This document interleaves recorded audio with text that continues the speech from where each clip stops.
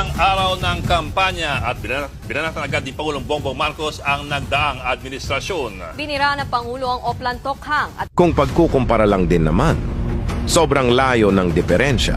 Bakit nyo kini-question ang isang pulisiyang sinuportahan ng karamihan sa panahon ng nakaraang administrasyon?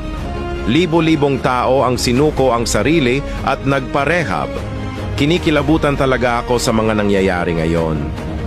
Sa tanang buhay ko ngayon lang ako nakarinig ng admin na parang sinusuportahan pa ang mga adik.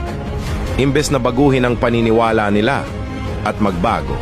Unang araw ng kampanya at binanatan agad ni Pangulong Bongbong Marcos ang nagdaang administrasyon. binira ng Pangulo ang Oplan Tokhang at Kung pagkukumpara lang din naman, sobrang layo ng diferensya. Bakit nyo kini-question ang isang pulisiyang sinuportahan ng karamihan sa panahon ng nakaraang administrasyon? Libo-libong tao ang sinuko ang sarili at nagparehab. Kinikilabutan talaga ako sa mga nangyayari ngayon.